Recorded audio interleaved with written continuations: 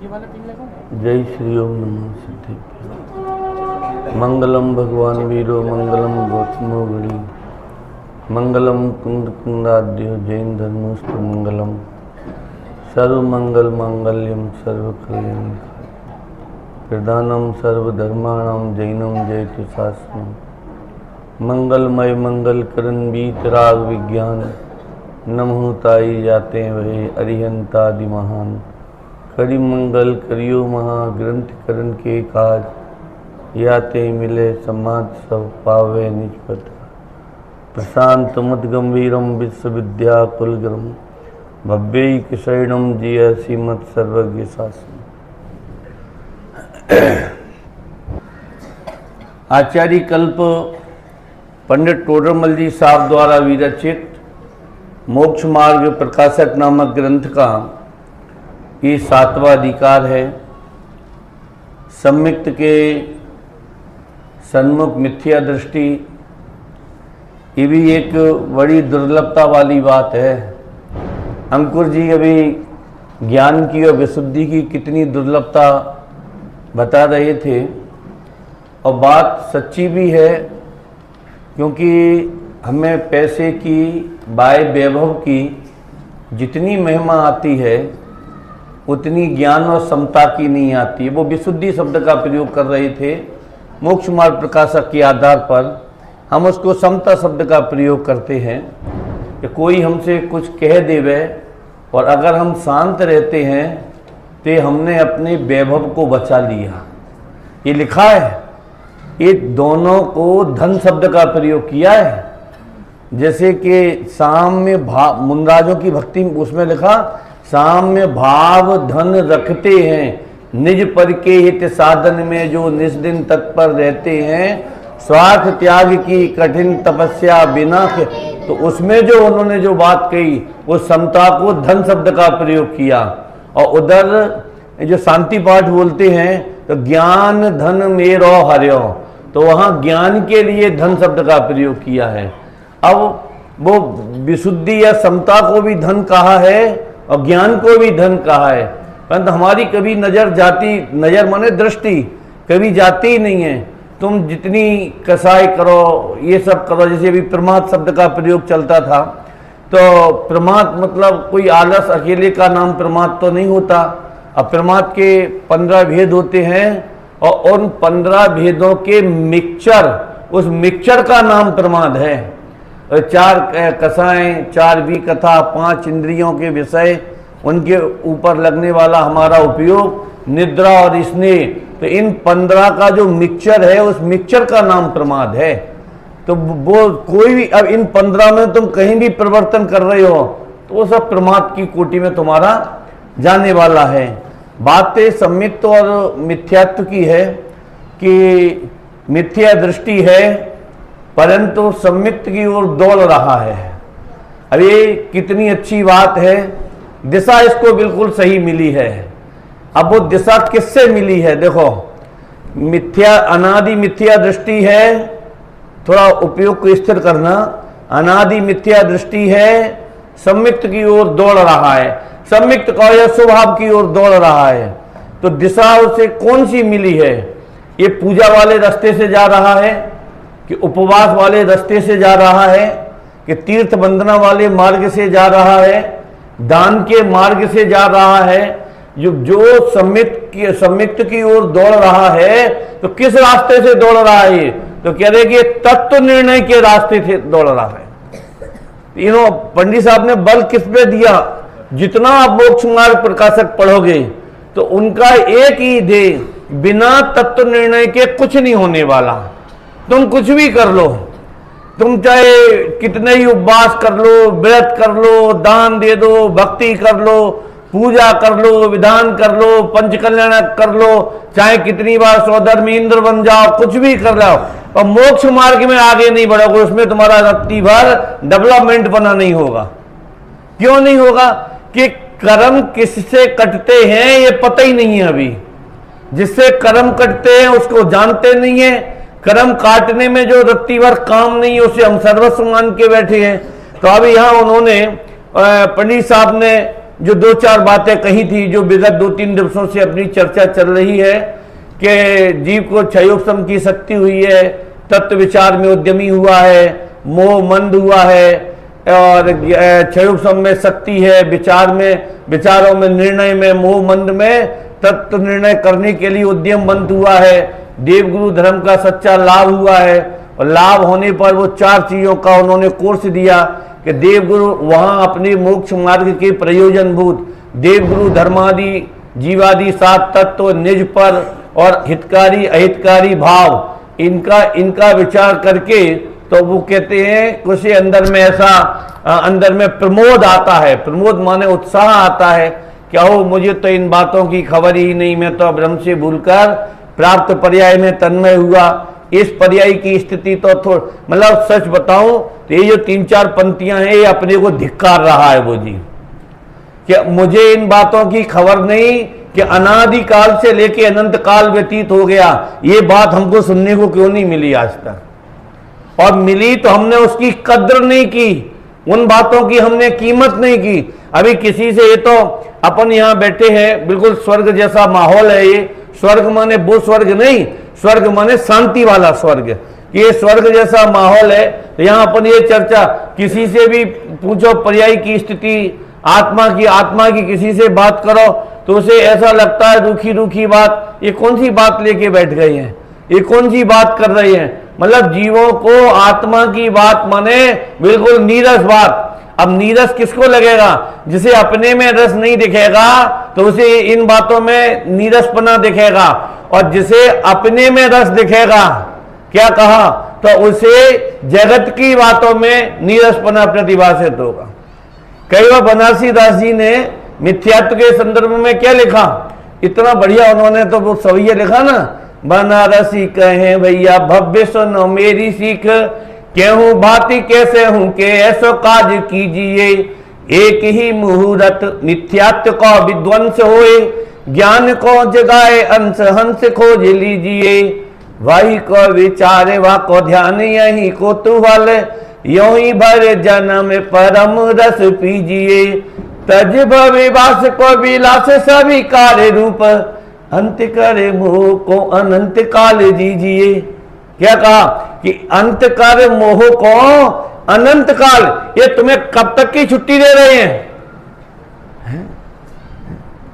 अनादि से फंसे हो और कह रहे कि अंत कर मोह को अनंत, मतलब ये कितना सस्ता सौदा है। हम तो ये कह रहे हैं, ये कभी हमको लगता है फिर जन्म फिर मरण, फिर जन्म फिर मरण है।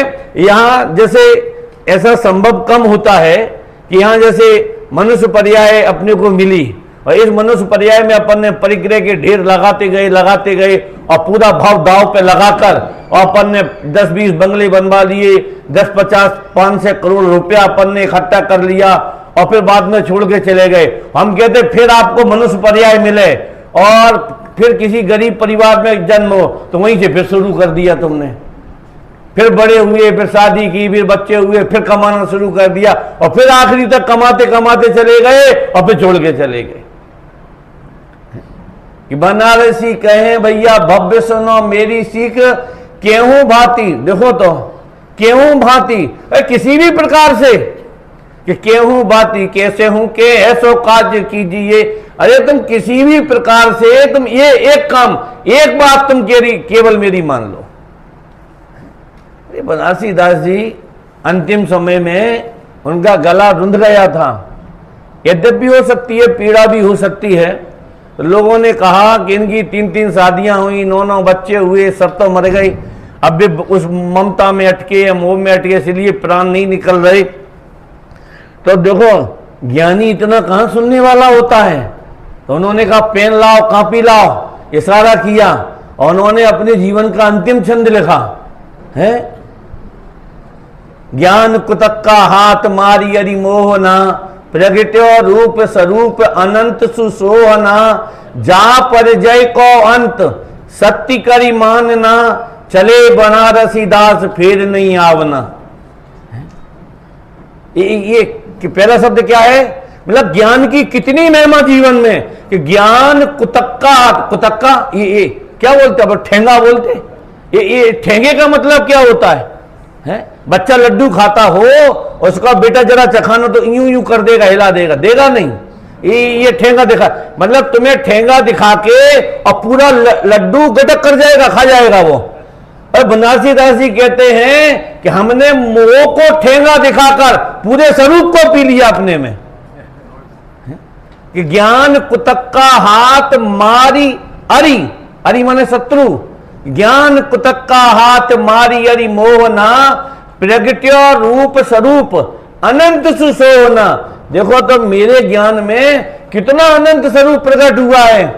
वे अंत में लिख दिया कि चले बनारसी दास। अब देखो ज्ञानियों को अंतिम समय में भी कैसे कि जा रहे हैं और कह रहे अब हम नहीं आएंगे। और आजकल दादाजी जा रहे हैं, बेटा चिंता नहीं करो, स्वर्ग में आएंगे तो तुम, अगर जन्म हुआ तो तुमसे मिलने जरूर आएंगे। वे कह रहे कि हम नहीं आएंगे और ये कह रहे कि हम आएंगे। ये विचार करने जैसे, मतलब क्यों मालूम क्यों नहीं आएंगे? क्योंकि इस पर्याय में एकत्व बुद्धि खत्म होगी हमारी, हम काय को आएंगे? अरे अज्ञानी स्वार्थी नहीं होते, ज्ञानी भी स्वार्थी होते हैं, काय को आएंगे? जहां पर जब तक पर्याय, देखो जब तक पर्याय में एकत्व बुद्धि है तब तक विकल्पों की श्रृंखला चलती है, और पर्याय की एकत्व बुद्धि टूट गई कि तुम जानो तुम्हारा काम जाना, हमें कोई लेना देना नहीं है। उन्होंने लिखा, पंडित सदाशिवदास जी ने संलेखना के प्रकरण में, और कितनी सुंदर बात लिखी कि कोई ज्ञानी धर्मात्मा बिस्तर पर लेटा है, चारों तरफ परिवार वाले खड़े हैं, रो रहे हैं क्या? और स्वाभाविक है, रोएंगे। क्यों? कि जो राग रुलाए नहीं वो राग कैसा? कौन रुलाता है बताओ? राग रुलाता है। तो अब वो तो सब रो रहे हैं, और ज्ञानी, वहां लिखा पंडित सदाशिवदास जी ने कि ज्ञानी क्या चिंतन करता है? कि ज्ञानी ये चिंतन करता है कि इनका आत्मा मोको दिखे नहीं, अब ढूंढारी भाषा है ना, कि इनका आत्मा मोको दिखे नहीं, मेरा आत्मा इनको दिखे नहीं, इनका संबंध तो या शरीर से है या शरीर तो इनको देकर जाएंगे, हम इन्हें लक्ष्य करके अपनी परिणति मलिन नहीं करेंगे। देखो समाधि मरण कराने वाले समझाते हैं, और यहां तो ज्ञानी उन मोहियों को समझा रहा है। काय को रोते हो तुम?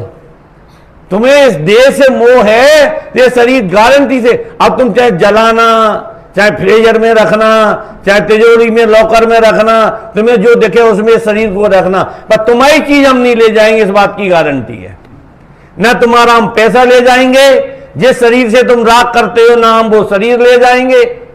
आप सोच सकते हो, कभी हमको भाव नहीं आता हमारे अंदर में भी ऐसा, ये दूसरों के बढ़िया मकान देख के तो विकल्प आता है कि ऐसा हम भी बनवाएंगे, दूसरे की गाड़ी देख के कि पैसा कमाएंगे तो ऐसी गाड़ी हम भी खरीदेंगे। क्यों? किसी दूसरे के आभूषण देख के कि ऐसा हार कंगन इत्यादि हम भी लेंगे, परंतु ये देख के हमें कभी भाव नहीं आता कि ऐसी परिणति हम भी प्रकट करेंगे, ऐसा श्रद्धान हम भी प्रकट करेंगे, हम ऐसा तत्व निर्णय करेंगे कि ऐसा वैराग्य हम भी अपनी परिणति में उछा करेंगे, हम भी इसको प्रकट करेंगे। नहीं आता। ये मोह का महात्म्य है। किसको मोह कहते? तो यहां जो ये सम्मिक्त और मिथ्यात्व वाली जो चर्चा है कि अनादि मिथ्या दृष्टि सम्मिक्त की ओर जो दौड़ रहा है वो तत्व निर्णय के बल पर दौड़ रहा है। तो उन्होंने फिर थोड़ा सा उसमें कोर्स दिया। कौन सा कोर्स दिया? उद्देश्य, लक्षण, परीक्षा, निर्देश। उद्देश्य माने नाम सीखना, लक्षण माने उनके लक्षण जानना, और परीक्षा माने निर्णय करना। उन्होंने पंडित साहब लिखते कि नाम वो उद्देश्य और लक्षण तो उपदेश से हो जाएगा, एक काम आगम से हो जाएगा, यूट्यूब से हो जाएगा, और सरल भाषा में कहें तो वो काम तो तुम लोग यूट्यूब से कर लोगे, सीख लो। क्यों? यूट्यूब पे इतनी क्लासें चल रही है ना, अभी इतनी क्लासें चल रही हैं, अभी तो लोग भ्रमित हैं हम किसकी सुने और किसकी नहीं सुने, और सब लिखते हैं। अभी भैया जी बोल रहे थे ना, फॉलोअर्स करना, फलाना करना, लाइट बटन क्या दबाया जाता है नहीं, वो घंटी आती है ना, वो घंटी दबा देना। वो अंग्रेजी शब्द हम तो बोल भी नहीं पाते, तो उनका घंटा दबा देना। आप सोच सकते हो, मतलब ये काम तो तुम्हारा मोबाइल कर देगा, परंतु फिर उन्होंने क्या लिखा, निर्णय करने में तो, परीक्षा करने में अपना विवेक, देखो विवेक पड़ोसी का नहीं लिखा, अपना विवेक चाहिए। और आप अगर अपने विवेक से भटक जाओगे, दूसरे के निर्णय के दम पर चलोगे, तो वो भेड़ चाल हो जाएगी और पूरा का पूरा तुम्हारा सत्यानाश हो जाएगा। अपना विवेक चाहिए। फिर उन्होंने उसमें जो तुमने पढ़ा है, सुना है, विचार किया है, एकांत में निर्णय करो, युक्तियां लगाओ, विशेषज्ञों से पूछो, समान बुद्धि के धारकों के बीच में बैठो, फिर एकांत में तुम निर्णय करो। कब तक करें कि जैसा उपदेश में सुना हो वैसा ही अपने को भाषित ना हो जाए, तब तक इसी प्रकार उद्यम किया करे। यहां तक अपना गए थे, क्या कहा, इसी प्रकार उद्यम किया कर। कब तक, जब तक भाव भाषित नहीं हो। अब ये शब्द थोड़ा सा वजनदार है। भाव भाषित माने कि जैसे जिनवानी में जो पढ़ा है उसमें लिखा है कि पर्याय अनित्य है, हमें अनित्य लगती है कि नहीं लगती है, तो तुम पर्याय के स्वरूप का विचार करो। हमें पर्याय अनित्य क्यों नहीं लगती है, क्योंकि पर्याय में राग बुद्धि है, पर्याय में एकत्व बुद्धि है, और फिर इस पर्याय के माध्यम से हम विषयों को भोगते हैं। जिनवानी में तो ये लिखा है, क्या लिखा है कि पैसा पुण्य से आता है। तुम्हें क्या लगता है कि हम कमाते हैं, तो बैठ के निर्णय करो कि पैसा हम कमाते हैं कि पुण्य की होते है। एक एक में लगाओ ना कि पैसा कैसे आता। अभी किसी से भी पूछ लो, क्यों भैया तुम इतने बड़े पैसा वाले कैसे बन गए, तुम तो लोटा डोर लेके आए थे, तो सीना तान के कहेगा कि जब हम पैसा कमाने बैठे थे तब भाई साहब हमने भोजन का भी ख्याल नहीं किया। अरे भूखों रह जाते थे, रात्रि को भोजन नहीं करते थे, दिन रात हमने एक कर दी। अब बताओ कितना अहंकार करता है। पैसा तुमने कमाया कि पुण्य के उदय से आया। बच्चे पढ़े लिख के अच्छे हो गए, बढ़िया हो गए, अरे साहब इन बच्चों को बनाने में हमने अपना जीवन लगा दिया। कितना झूठ बोलता है। बच्चों का अपना कोई भवितव्य नहीं, उनका अपना कोई भविष्य नहीं, उनका अपना कोई पुण्य पाप का उदय नहीं, सब तुमने ही किया है। मतलब जैसे अन्य मत वाले भगवान को, ईश्वर को जगत का कर्ता कहते हैं, और ये भला आदमी परिवार का कर्ता। अरे इनमें और उनमें सुबह विषय चल रहा ना। उन्होंने लिखा, कुंद स्वामी ने क्या लिखा, जैसे विष्णु में, विष्णु में, ये लोकोत्तरों में, इन दोनों में से हमें किसी का मोक्ष दिखाई नहीं देता, क्योंकि वे भी कर्ता बनते हैं और ये भी कर्ता बनते हैं। हमको लगता ही नहीं पैसा पुण्य से आता है कि पैसा पाप से जाता है, क्या होता क्या है। अकेली बात पैसे की नहीं है, ये मौसम बिगड़ रहा है इसलिए तुम्हें बुखार आ रहा है। क्या कहा कि पाप के उदय से बुखार आ रहा है।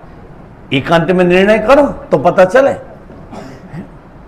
बच्चे तुम्हारी बात मानते हैं तो इसमें तुम्हारा प्रभुत्व है कि बच्चों के मानने योग्य काल है, इसमें तुम्हारा पुण्य काम कर रहा है। बताओ, जो तुम्हारी आज्ञा के बिना सूसू करने नहीं जाते थे और वो तुम डंडा लेके भागते उनके पीछे, तो सुनने को तैयार नहीं है आज वो तुम्हारी बात। इससे तुम्हें यहां समता रखनी चाहिए।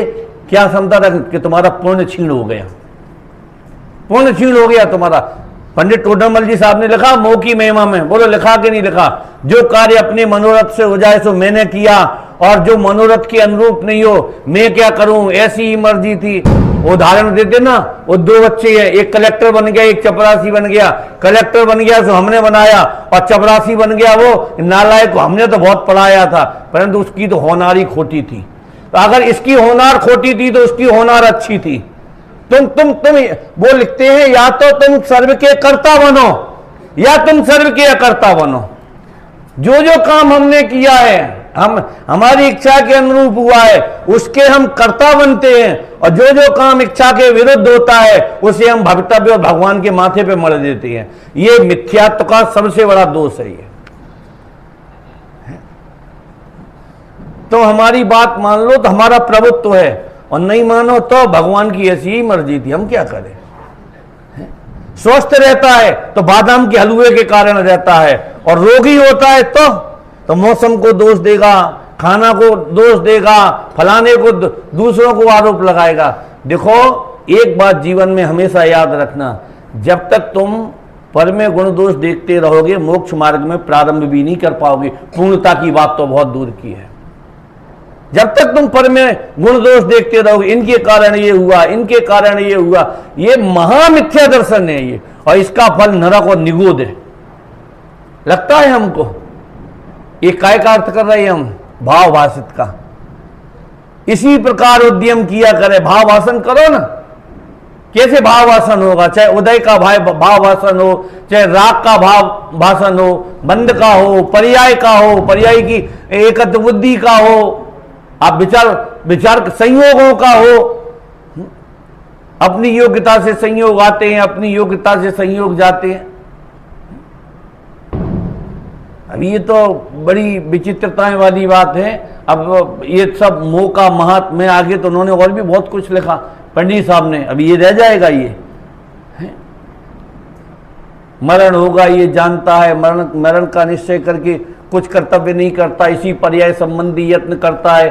कभी तो कहता है मैं मरूंगा, कभी कहता है शरीर को जला देंगे, कभी कहता है यश रहा तो मैं ही रहूंगा। इस प्रकार कुछ सावधानी नहीं, पागल की भांति बकता है। ऐसी बात नहीं, टोडरमल जी साहब ने बराबर सम्मान किया है मिथ्या दृष्टि का। है पागल की भांति बकता है, जैसे पागल बकता है ना, पागल की बातों का कौन विश्वास करता है। ऐसे ये कहते हैं कि मिथ्या दृष्टि की बातों का कभी भरोसा नहीं करना, और ज्ञानियों की बातों का कभी अविश्वास नहीं करना। मिथ्या दृष्टि की बातों का भरोसा करोगे तो डूबोगे, और ज्ञानियों की बातों को, उनकी चर्चा को, उनकी वार्ता को अगर अविश्वास तरीके से देखोगे तो डूबोगे। जब तक भाव भाषण नहीं हो तब तक इसी प्रकार अभ्यास किया करे। इसके आगे एक पैराग्राफ और है, बढ़िया सुंदर है। देखो अच्छा तो सभी है इसमें, और अभी पृष्ठ भी 2 रखे हैं, परंतु देखो जितना होगा कोशिश करेंगे पूरे विषय को समेटने की।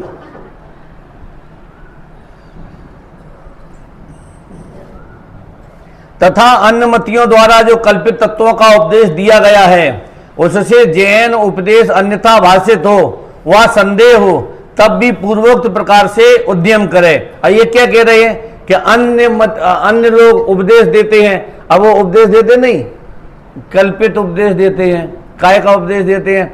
आज भी 80% से ज्यादा जैनी, 80% से ज्यादा जैनी कहाँ भटक रहे हैं बताओ? रोग ठीक नहीं हो रहा तो उस देवता के पास, रोग ठीक नहीं हो रहा तो उस देवी के पास, दुकान ठीक नहीं चल रही है तो वहां नरियल चढ़ा रहा है, वहां नरियल चढ़ा रहा है, वहां माथा फोड़ रहा है। ये क्यों? अब उसे ये दिखता है ना, क्या दिखता है कि सब वे वहां गए थे और जब से वे वहां से होके आए हैं, क्या कहा, तब से उनके भले चंगे हैं। अब मन में ये अब लोगों को कैसे समझाया जाए कि जो भी मिलता है वो पुण्य की उदय से मिलता है, कोई जगत में कुछ देता लेता नहीं है। और एक बात और बता दूं आपको कि अगर ये देने लेने की बात अगर ये दुनिया स्वीकार कर ले तो 99% दुकानें बंद हो जाएं।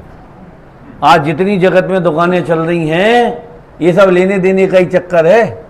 यहाँ देवलाली में भीड़ बढ़ाना है, एक दिखा दो जरा छोटा सा चमत्कार, फिर देखो मजा है।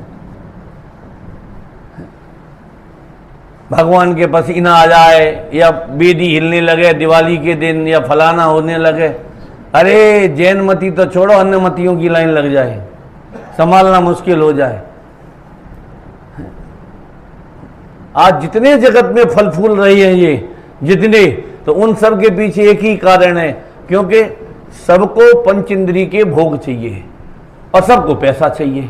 दूसरा, शांति किसी को नहीं चाहिए, ध्यान रखना, शांति किसी को नहीं चाहिए, सबको वैभव चाहिए और सबको भोग सामग्री चाहिए। दूसरा, किसी जो भी जहां भी जाता हो बस सबको एक ही चीज चाहिए और कुछ नहीं चाहिए। अगर ये चीज बंद हो जावे, सबकी दुकानें बंद हो जावे, तब तो ये कहते हैं कि ये जो बीतराग मार्ग है, कोई बिरले होते हैं जिनके कानों में ये बात पड़ती। गुरुदेव जो बोलते हैं कानों में पढ़ना दुर्लभ है।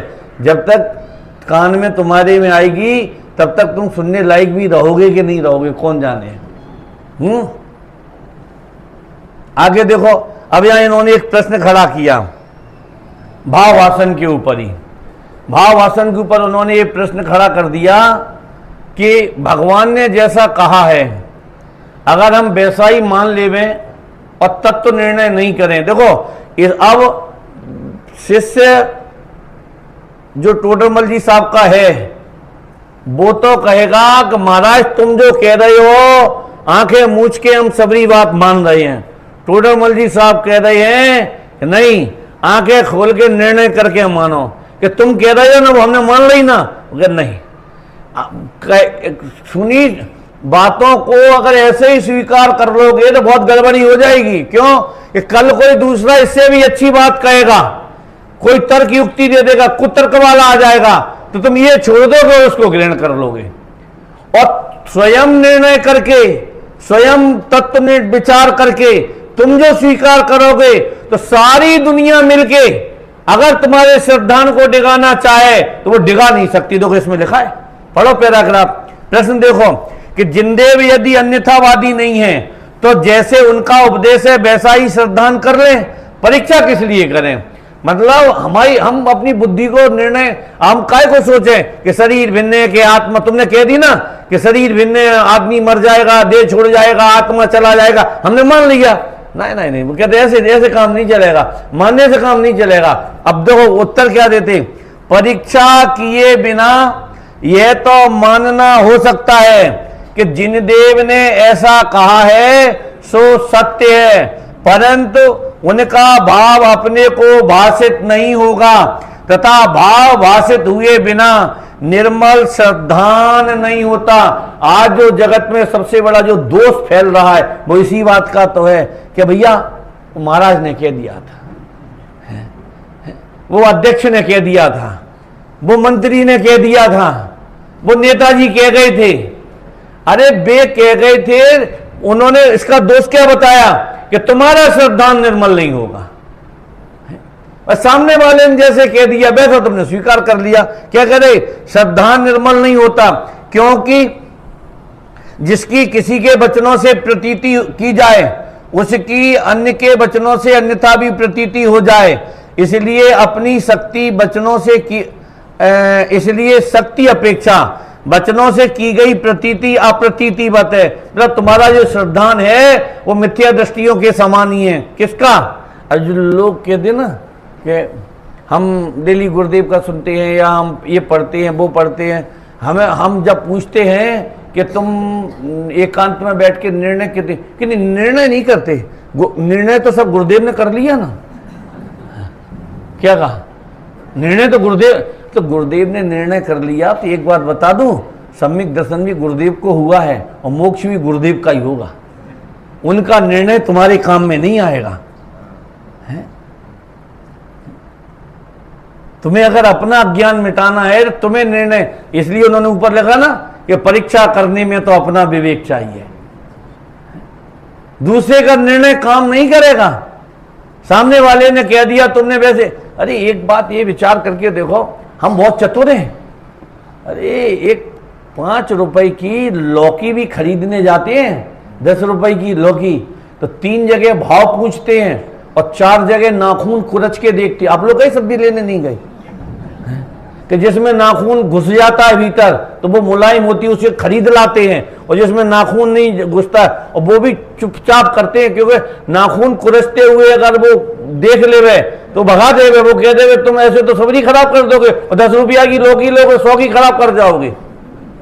कितना विवेक हम अपना लगाते, बोलो निर्णय नहीं कर रहे। एक लौकी, हमने आत्मा को लौकी जैसा भी नहीं समझा।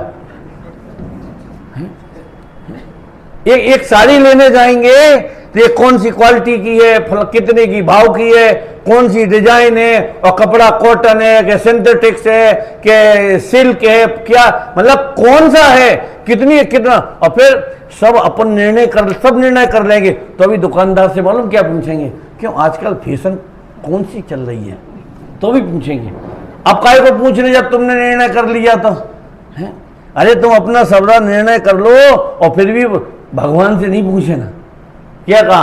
अब वो आगे तो मालूम, ये पूरे 1.5 पृष्ठ में यही सब कहने वाली है कि निर्णय करने में तो अपना विवेक चाहिए, अपना विवेक। कभी कभी ऐसा होता है, देखो संसार मार्ग में दूसरे के निर्णय से अगर तुम्हारा बुरा हो जाए, समझना, तो घबराना नहीं। मालूम क्यों? एक पर्याय जाएगी तुम्हारी, हैं? और मोक्ष मार्ग में अगर दूसरे के निर्णय में अगर गलत निर्णय पड़ जाए तो तुम्हारी अनंत भव चले जाएंगे।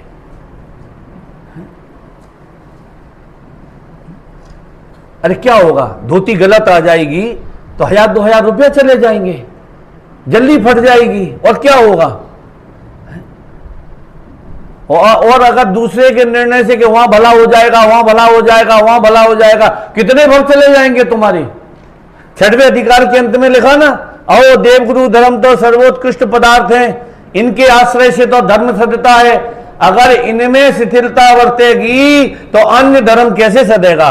देखो उन्होंने क्या लिखा, टोटल मलजी साहब का चिंतन तो देखो, उन्होंने शिथिलता शब्द का प्रयोग किया है, विपरीत शब्द का प्रयोग नहीं किया है। शिथिलता और विपरीत में अर्थ समझते हो? हैं? एक शिथिल हो गया और एक विपरीत हो गया।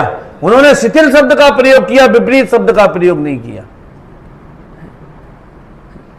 दूसरे के निर्णय से चलना यह शिथिलता है? और अन्य की बात मान लेना यह विपरीतता है। तो वो तो तुम्हें कहीं भी भटका सकता है, कहीं भी ले जा सकता है।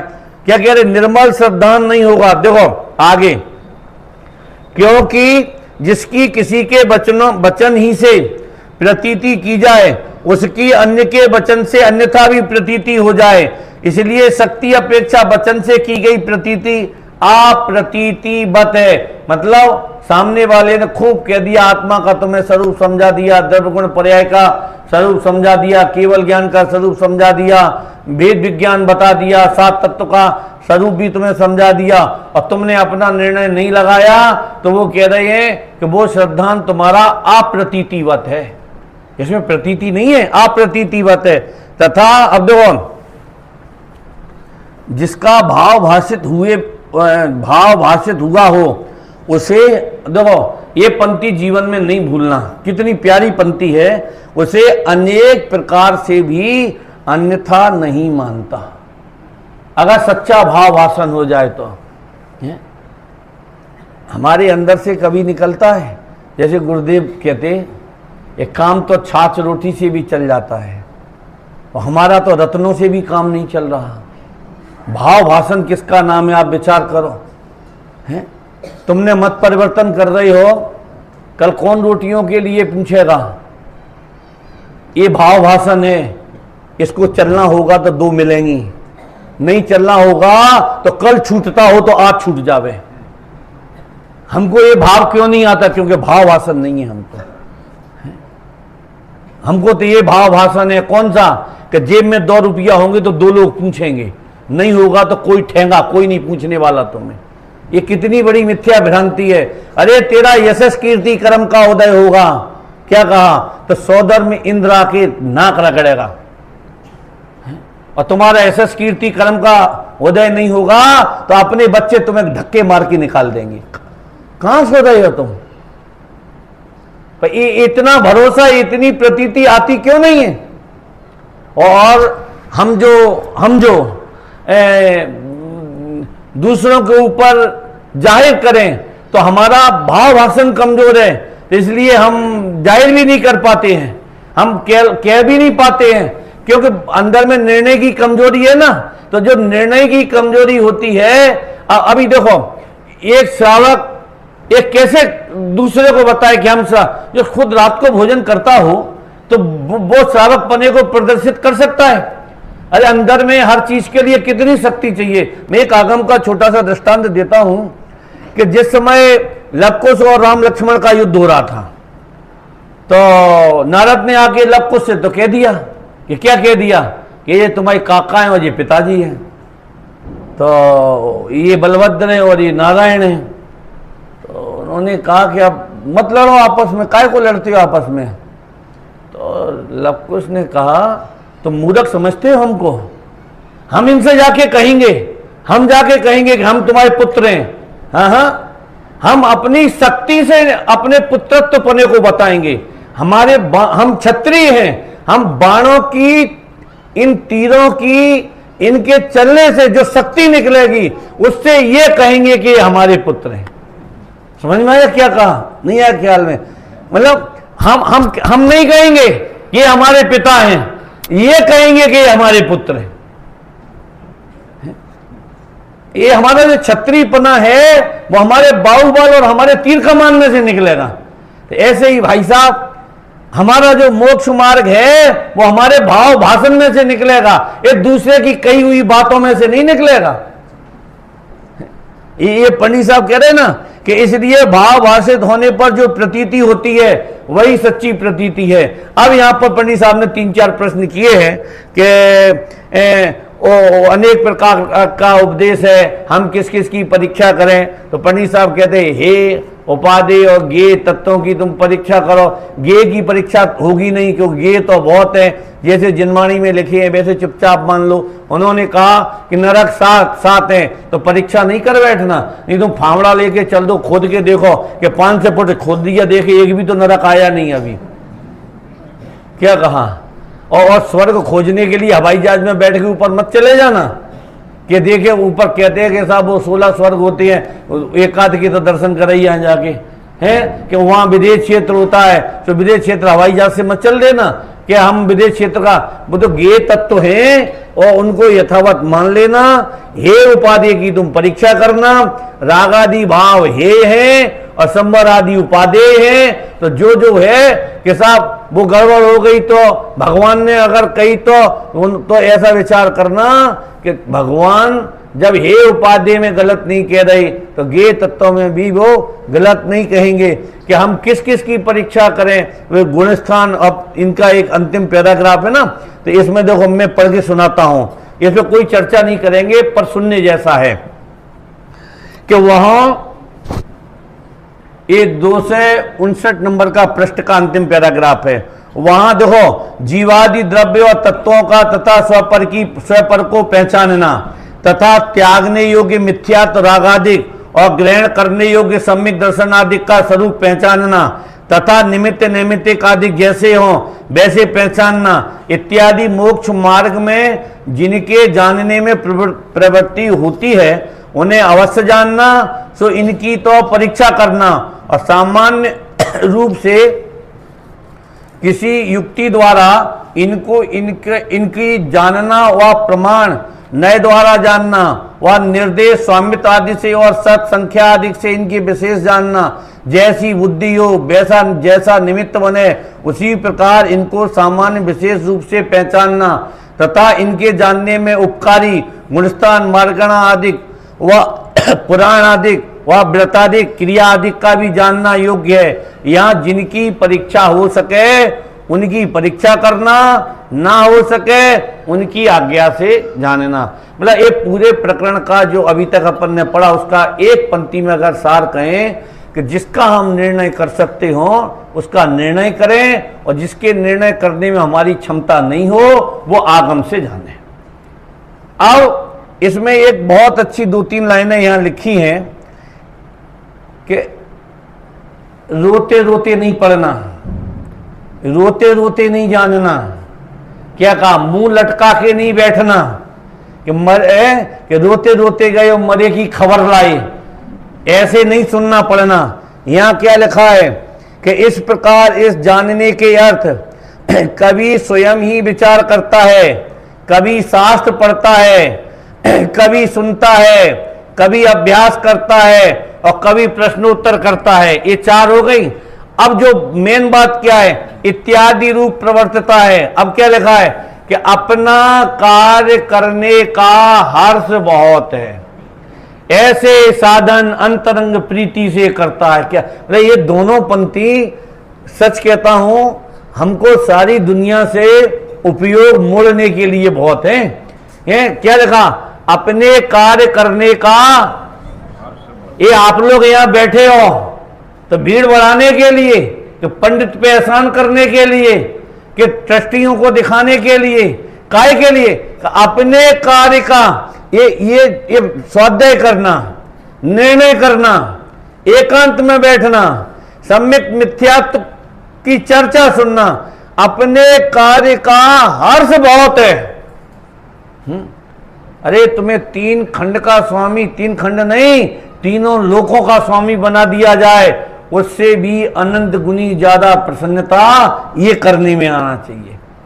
स्वाध्याय सुनने में, स्वाध्याय करने में, निर्णय करें। हमको लगता है अभी आप लोग यहाँ सब बैठे हो, ये सब दुकान आप लोगों की बंद है, आपको कुछ लगता है कि यहाँ आके कुछ विशेषता हो रही है, यहाँ हर्ष ज्यादा है कि वहां हर्ष ज्यादा है अपने कार्य का।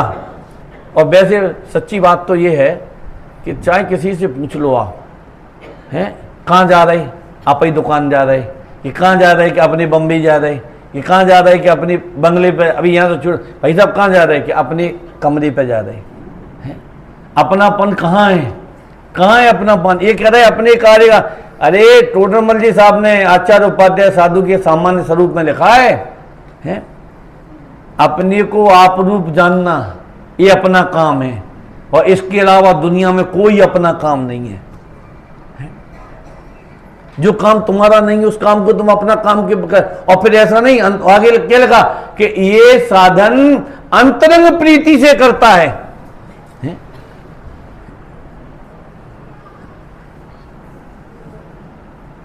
जैसे कोई पड़ोसी का काम करता हो, मतलब संसारिक कार्य तो ऐसे करता है जैसे पड़ोसी के काम करता है, और मोक्ष मार्ग के काम ऐसा करता है कि जैसे अपना काम करता हो। तो भैया ये अपने को अपना काम लगे, अपना काम इसलिए लगे कि मिथ्यात्व हमें अपना तोड़ना है, निर्णय हमें अपना करना है। और अंतरंग प्रीति माने सब कुछ चला जावे, क्या कहा तो भी तकलीफ नहीं होवे, भीतर में कोई फर्क नहीं पड़ता। रामचंद्र जी से राजा दशरथ ने कह दिया कि अयोध्या का राज्य तो भरत करेगा, तुम कहाँ जाओगे हमें नहीं पता। तो राम को बिल्कुल दुख नहीं हुआ था। क्यों नहीं हुआ था? कि अयोध्या में रहना ये अपना काम है ही नहीं है। बस एक सम्यक दृष्टि थी, क्योंकि ज्ञानियों को संयोगों में अपनापन नहीं लगता ना, तो संयोगों के काम भी उन्हें अपने काम दिखाई नहीं देते। और अज्ञानी संयोगाधीन दृष्टि वाला होता है तो उसे सवेरे जगत के काम अपने काम दिखाई देते। बल्कि मालूम ये जीव की एक और खराब थिंकिंग विचारधारा क्या है, ये है कि कोई काम कर रहा हो और अपने से नहीं पूछे और कदाचित काम बिगड़ जाए, फिर देखो बावला हुआ फिरता है, बिगड़ गया और कर लो, पूछ नहीं सकते थे, हम मर गए थे क्या? कितना अहंकार उसे। और तुमसे पूछेगा अगर बिगड़ जाता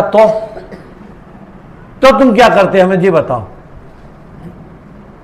मतलब कोई अपने से नहीं पूछे तो कितनी तकलीफ होती है अपने को।